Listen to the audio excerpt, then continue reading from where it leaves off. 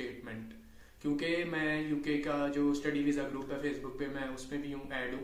तो बहुत से लोगों का ये ना मतलब कह ले कि उनके माइंड में क्वेश्चन होता है कि, और डर भी होता है किसी का उनको, आई डोंट नो क्यों। तो कि बैंक स्टेटमेंट पूछी जाती है एयरपोर्ट्स पे, लाइक अस्सलाम वालेकुम एवरीवन, क्या हाल है? ठीक ठाक है? उम्मीद है आप सब लोग खैरियत से होंगे, ठीक ठाक होंगे, फिट होंगे। जो लोग इंग्लैंड में हैं वो तो है ठीक ही होंगे, और जो पाकिस्तान में है उनका तो सबको ही पता ठीक है कि नहीं। तो यार आज हमने बहुत ही एक इम्पॉर्टेंट टॉपिक पे बात करनी है, और हमारा टॉपिक है बैंक स्टेटमेंट। क्योंकि मैं यूके का जो स्टडी वीज़ा ग्रुप है फेसबुक पे, मैं उसमें भी हूँ, ऐड हूँ। तो बहुत से लोगों का ये ना मतलब कह ले कि उनके माइंड में क्वेश्चन होता है कि, और डर भी होता है किसी का उनको, आई डोंट नो क्यों। तो कि बैंक स्टेटमेंट पूछी जाती है एयरपोर्ट्स पे, लाइक आप स्टूडेंट वीज़ा पे यूके के किसी भी एयरपोर्ट पे लैंड हुए हैं, तो इमिग्रेशन जब आपने क्लियर करनी होती है तो ज़ाहिर है आपसे क्वेश्चंस होते हैं टू चेक के आप जेन्युइन स्टूडेंट हैं भी या नहीं। तो ये सारा सिनेरियो होता है, तो इसके बारे में आज हम बात करेंगे। इसके अलावा जो इसके इर्द गिर्द के छोटे छोटे टॉपिक्स होते हैं डिफरेंट काइंड ऑफ, तो उस पर भी हम बात करेंगे। तो सबसे पहले यार हम चलते हैं कि यूके स्टडी वीज़ा की तरफ ना। बहुत से लोग पाकिस्तान से अब स्टूडेंट वीज़ा लेके इंग्लैंड में आ रहे हैं, और बहुत ज़्यादा तादाद हो गई हुई है इंग्लैंड में ऑलरेडी स्टूडेंट्स की।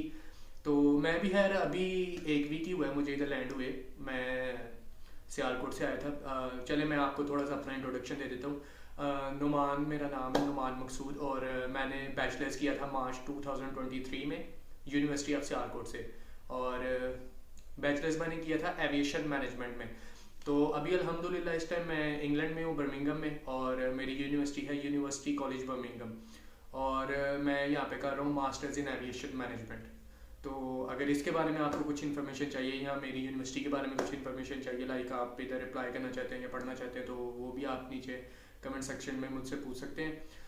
तो खैर बहुत से लोग, पहली चीज़ के बहुत से लोग ऑलरेडी वीज़ा का वेट कर रहे हैं, बहुत से लोग लेट हो गए हुए हैं क्योंकि क्लासेस ऑलरेडी स्टार्ट हो गई हुई हैं, और अभी तक लोगों के वीज़ा जो है वो पेंडिंग में है। उसकी एक वजह ये भी है कि यार पाकिस्तान में आप सब लोगों को पता है कि अपॉइंटमेंट्स की बहुत ज़्यादा अपॉइंटमेंट्स का इशू चल रहा था। इशू क्यों चल रहा था? क्योंकि रिसेंटली वीएफएक्स ने रीशेड्यूलिंग बंद कर दी अपॉइंटमेंट्स की, ठीक है। उसका इम्पैक्ट क्या हुआ? उसका इम्पैक्ट दो दो इम्पैक्ट थे उसके, एक पॉजिटिव एक नेगेटिव। नेगेटिव जो इम्पैक्ट था वो था स्टूडेंट्स के लिए। उनको ज़ाहिर है जल्दी अपॉइंटमेंट नहीं मिल रही, और वॉक इन अपॉइंटमेंट स्टूडेंट्स ले रहे थे, और वॉक इन अपॉइंटमेंट के लिए एजेंट्स स्टूडेंट से 2-2 लाख रुपए तक ले रहे हैं। मेरा अपना दोस्त है, उसने 2 लाख रुपया दे के कह लें कि अपॉइंटमेंट ली थी। तो आज 12 डेट है, हाँ आज उसने लैंड करना है, मेरे साथ ही पढ़ता है वो, मतलब पढ़ेगा इंशाल्लाह एविएशन मैनेजमेंट में। तो ये सारा सिनेरियो था, इस वजह से भी लोग डिले हुए। कई लोगों का वीज़ा एनरोलमेंट के बाद आया, वो फिर ज़ाहिर एनरोलमेंट डेट डेडलाइन जो गुजर गई हुई थी, उसके बाद जो वीज़ा आया उसका तो भाई कोई फ़ायदा नहीं होगा, क्योंकि यूनिवर्सिटी आपकी ऑलरेडी होम ऑफिस को मेल कर देगी कि भाई एनरोलमेंट डेडलाइन गुजर गई हुई है। और इमिग्रेशन से भी अगर आप लैंड हो भी गई थे तो इमिग्रेशन वाले आपको जाने नहीं देंगे, क्योंकि वो यूनिवर्सिटी से भी वेरीफाई करते हैं कि स्टूडेंट आया लेट आया।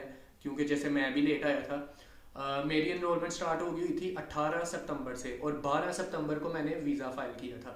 वीज़ा फाइल करने का भी एक मेरा सीन हुआ था, वो भी मैं आपको बताता हूँ कि क्योंकि मैंने आपको बताया ना कि अपॉइंटमेंट्स का बड़ा इशू चल रहा था। तो अपॉइंटमेंट्स की वजह से मेरे पे भी इम्पैक्ट हुआ, ज़ाहिर है मुझे भी नहीं थी अपॉइंटमेंट मिल रही। तो मैंने अपॉइंटमेंट सियालकोट से बुक की थी, और मैं कराची गया था अपने बायोमेट्रिक्स के लिए, ठीक है। तो खैर अल्लाह ने करम किया, 12 को मेरा बायोमेट्रिक हुआ, और 15 को मेरा फ़ैसला हो गया था, डिसीजन। और 20 सितंबर को मुझे बीआरपी मेल और कलेक्शन मेल सेम डे आ गई थी, और उसी दिन रात को मैंने ट्रेन पकड़ी बाई ग्रीन लाइन, और मैं सीधा सियालकोट।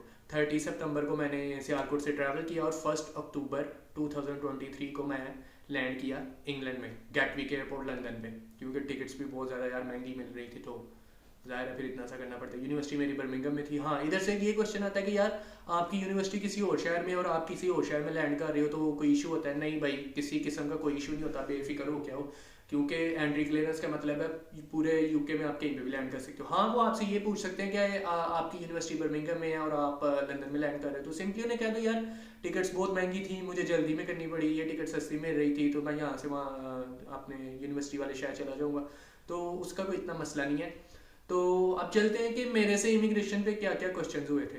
खैर 7:20 पे लैंड किए, बाहर आए, इमिग्रेशन की तरफ आए, तो भाई साहब अच्छी खासी लाइन लगी हुई थी। एक एक लाइन नहीं थी, तकरीबन 1 2 3 4 5 लाइनें थी, ठीक है, मतलब लाइनें बनी हुई थी। तो खैर मुझे उधर तकरीबन 1.5 से 2 घंटे लगे थे अब मेरी बारी आने तक। तो लेडी थी उधर एक इमिग्रेशन पे, बहुत अच्छी थी, बहुत कोऑपरेटिव थी और बहुत फ्रेंडली भी थी। तो उन्होंने मुझसे पूछा जी कहाँ से आ रहे हो, मैंने कहा जी मैं सियालकोट से आ रहा हूँ। तो क्यों आए हो, मैंने कहा जी पढ़ने। क्या पढ़ना है? मैंने कहा एमएससी एविएशन मैनेजमेंट। तो पहले क्या पढ़ा है? मैंने कहा बैचलर्स इन एविएशन मैनेजमेंट। तो लेट क्यों आए हो? मैंने कहा ये अपॉइंटमेंट्स का इशू चल रहा था पाकिस्तान में, तो इसलिए मेरा वीज़ा लेट हुआ और इसीलिए मैं लेट आया हूँ। तो खैर मैंने यूनिवर्सिटी को इन्फॉर्म कर दिया हुआ है और मेरी जो डेडलाइन डेट है एनरोलमेंट की वो 12 अक्टूबर है। तो अभी भी मेरे पास वो टाइम है, मैं एनरोल हो जाऊँगा। तो फिर उस लेडी ने कहा जी अकोमोडेशन का क्या किया, अकोमोडेशन तुमने रहना कहा है? मैंने कहा अभी मैंने बुक तो नहीं की, लेकिन मैंने एम्बर स्टूडेंट्स पे अकोमोडेशन देखी हुई है। लेकिन अकोमोडेशन का आजकल स्कैम भी बहुत होता है, लाइक हम एडवांस पैसे देते हैं, स्कैम हो जाता है, कोई भी मामला होता है। तो मैं फिजिकली खुद ही विजिट करके इसको अकोमोडेशन को फिर मैं बुक करूँगा। तो अभी फ़िलहाल मैं दोस्त के पास जा रहा हूँ। तो ये सारे बस क्वेश्चन थे। और मेरे साथ जो स्टूडेंट्स थे दूसरी लाइन में, उनसे उन्होंने कैश मांगा और कुछ दूसरे डॉक्यूमेंट मांगे। एक स्टूडेंट को उन्होंने साइड पे ला के लेके जाके वेटिंग रूम में बिठा दिया। तो अल्लाह खैर करे, अल्हम्दुलिल्लाह मेरे से तो इस तरह का कोई मेरे साथ मामला नहीं हुआ। तो और हाँ, बैंक स्टेटमेंट की तरफ आते हैं तो भाई साहब मेरे से किसी ने बैंक स्टेटमेंट नहीं पूछी। ये सारी यार गेम जो होती है ना, ये डिपेंड करता है आप पे कि जब आप लैंड कर गए हो आपकी बॉडी लैंग्वेज कैसी है, जब आप इमिग्रेशन ऑफिसर से बात कर रहे हो आपके एक्सप्रेशंस कैसे हैं, आप कितने कॉन्फिडेंट हो, आप डरे हुए हो, आप पैनिक हो या आप चिल हो। क्योंकि जो जेन्युइन स्टूडेंट होता है ना वो कभी भी डरता नहीं है। अनटिल एंड अनलेस एक और वजह भी हो सकती है कि वो थोड़ा सा पैनिक होता है कि उसको इंग्लिश नहीं आती होगी।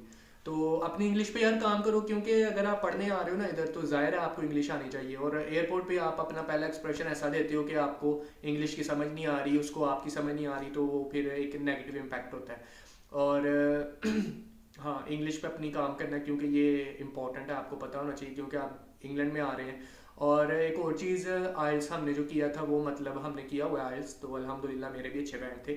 लेकिन ब्रिटिश एक्सेंट है ना जो, वो थोड़ा सा डिफरेंट है नॉर्मल इंग्लिश से जो हम बोलते हैं। लाइक ये लोग थोड़ी सी इनफॉर्मल इंग्लिश बोलते हैं। उन्होंने ये नहीं कहना व्हाट आर यू डूइंग, उन्होंने कहना व्हाट यू डूइंग मेट। ठीक है, वो ये नहीं कहते हाउ आर यू, वो कहते हैं यू आर राइट मेट। तो ये सारा सिनेरियो है। वो वक्त के साथ साथ यार आप लोगों को सबको आदत हो जाएगी इस चीज़ की, जब आप इंशाल्लाह इंग्लैंड में आ जाएंगे। तो बाकी यार यही था सब कुछ। आज का जो हमारा टॉपिक था बैंक स्टेटमेंट के था, वो मैंने डाउट्स क्लियर कर दिए। तो हाँ, ये ही सारा मामला है। और मैं कुछ सोच रहा हूँ, अगर मेरे जहन में कोई और टॉपिक आ जाए, कोई और टॉपिक आ जाए। हाँ, तो अभी यूके का ये कह सकते हैं हम कि थोड़ा सा ये सख्त कर रहे हैं वीज़ाज वगैरह ना सबके लिए, क्योंकि ऑलरेडी इंग्लैंड में बहुत ज़्यादा अवाम आ गई हुई है, चाहे वो स्टूडेंट है, चाहे वो वर्कर वीज़ाज है, जैसे स्किल्ड वर्कर वीज़ाज हैं। ठीक है, बहुत बंदा आया भाई, विद फैमिली आया है। स्पाउस वीज़ाज इन्होंने बहुत दिए हैं, तो अभी स्पाउस वीज़ा पे भी थोड़ी सी रिस्ट्रिक्शंस होंगी, तो ये सारा मामला होना है। तो अगर यार एक इंग्लैंड ही नहीं है आप लोगों के लिए, जितने भी स्टूडेंट्स पाकिस्तान में बैठे हुए हैं मेरी वीडियो देख रहे हैं, एक इंग्लैंड ही आपके लिए आखिरी ऑप्शन नहीं है। आपके ग्रेड्स अच्छे हैं, आपके पास आइल्स है, आप जर्मनी में फ्री स्टडी कर सकते हैं अगर आपका 3 CGPA से ऊपर है। इटली में आप फ्री स्टडी कर सकते हैं, ठीक है। और ऑस्ट्रिया में फ्री स्टडी कर सकते हैं। अब तो पाकिस्तान में कितने कंसल्टेंट्स हैं वो जो ये लोग कर रहे हैं, मैं हर किसी को भी प्रेफर नहीं करूँगा, क्योंकि मुझे नहीं पता कौन कैसे काम करता है। लेकिन हाँ, एक चीज़ मैं प्रेफर करूँगा कि आप लोग खुद अपनी रिसर्च करें, खुद अपनी यूनिवर्सिटीज़ की लिस्ट बनाए, अपनी कंट्रीज़ की लिस्ट बनाए, आप किधर किधर कर सकते हैं, क्या क्या कर सकते हैं।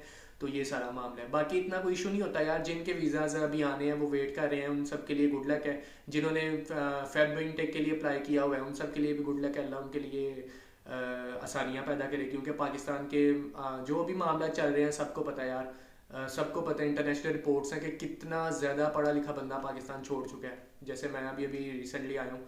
तो ये सारे मामला हैं, अल्लाह सबके लिए यार आसानियाँ पैदा करे। तो बाकी किसी भी किस्म का यार क्वेश्चन हो आप लोगों का, आप नीचे कमेंट सेक्शन में बता दें मुझे, मैं इंशाल्लाह उसका आंसर करने की पूरी कोशिश करूँगा। तो इंशाल्लाह अगली वीडियो में हम देखेंगे हमने किस टॉपिक पे बात करनी है। अगर आप लोगों के जहन में कोई आइडिया है कि इस टॉपिक पे बात करनी चाहिए तो वो कमेंट में बताएं, उस पर हम बात कर लेंगे जो भी मामला है। तो यार सब्सक्राइब कर देना लाजमी, बेल आइकन भी दबा देना, क्योंकि नया चैनल है अभी, तो आपका भैया आपके लिए वीडियोस बनाता है, तो अभी थोड़ी सी मेहनत कर रहा हूँ। टिकटॉक पे भी मैं हूँ, यही सेम नेम है, उधर भी यार आप लोग जाके मुझे फॉलो कर लें। तो मिलते हैं अगली वीडियो में। अल्लाह हाफिज़।